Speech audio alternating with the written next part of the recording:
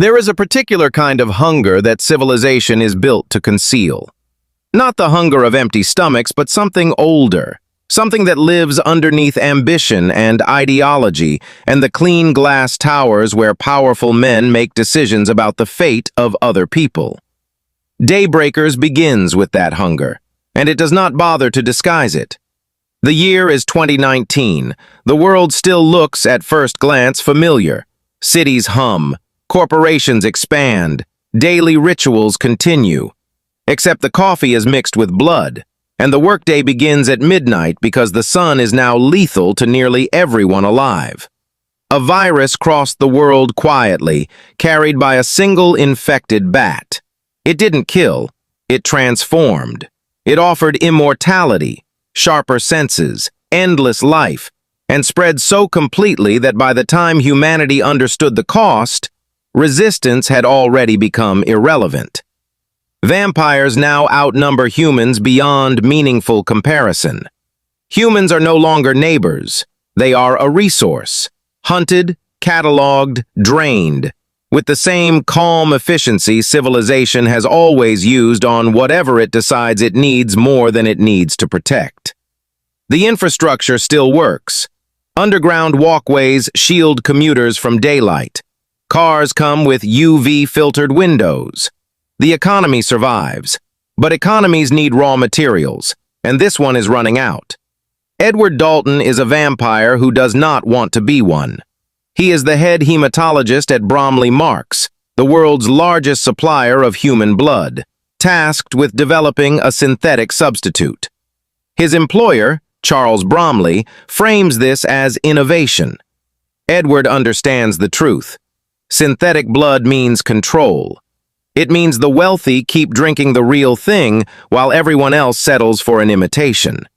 Edward continues anyway because the alternative, watching humanity collapse without trying, feels worse. He refuses to drink human blood. In a society built on consumption, that refusal marks him as unstable. His brother Frankie, a soldier, finds it pointless. Frankie has accepted what they are. He has accepted what survival now requires. The distance between them is not just personal. It is the distance between resistance and complicity. When a starving subsider breaks into Edward's home, a vampire so deprived of blood it has devolved into something feral, the brothers kill it together. What terrifies Edward is not what the creature was, it's what it represents. A future where the system consumes even those it was built to sustain.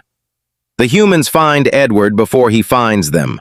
A woman named Audrey approaches him not with fear, but trust. She has been watching him long enough to believe he is different. She brings him to a survivor named Lionel Cormack, Elvis, who carries the most dangerous thing imaginable in a vampire world: a cure. Elvis discovered it by accident. A car crash threw him into sunlight. He burned, fell into a river, and emerged human again. He can't explain the mechanism, but he is living proof that vampirism is reversible. Edward understands the implication immediately. If transformation is reversible, then everything this civilization is built on stops being inevitable. It becomes a choice, and choices come with responsibility. He agrees to help. Charles Bromley does not see the world in moral terms. He sees hierarchy. When his daughter Allison is brought to him, still human, still refusing transformation, he does not see a daughter. He sees a liability. He has her turned against her will. She refuses to drink human blood afterward, refuses with quiet certainty. She deteriorates. She is executed. Charles arranges all of it, and still, grief arrives. It does not change him. That is the point. Some men adapt when consequences reach them. Others harden. Charles hardens. Edward submits to the cure knowing it will hurt, and not knowing if it will work. It does. When he emerges human again, mortal, fragile, the world feels heavier, not better, more accountable. But revelation does not pause violence. Vampire soldiers track them down. The human camp is slaughtered. Edward's colleague, Christopher Caruso, examines the cure and chooses the blood substitute instead. A product preserves the system. A cure destroys it. He chooses profit quickly and without hesitation. The cure spreads the same way the virus once did, through blood. A cured vampire, when bitten, transmits the reversal. The act that built this world becomes the mechanism that dismantles it. Edward uses this. He allows Charles Bromley to bite him and watches the empire collapse from the inside. Charles becomes human again, weak, terrified, ordinary, and Edward leaves him to his own soldiers.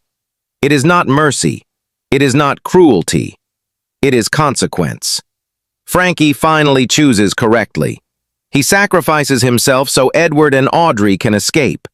The soldiers feeding on him are cured by accident. Christopher tries to stop it.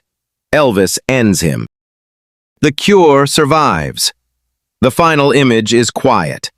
Edward, Audrey, and Elvis drive into the sunrise. The first sunrise anyone has faced without fear in years. The world behind them is still broken. Many will resist giving up immortality. Identity is hard to surrender. Power even harder. But the sun is there, and they are driving toward it. What the story understands is that transformation is never just biological. The virus changed bodies. The cure changes something deeper. The permission people give themselves to treat others as expendable. The comfort of systems that perform cruelty on their behalf. The hunger was never really about blood. It was about what people become when they are told there is no alternative, and what they must give up when they finally discover there is.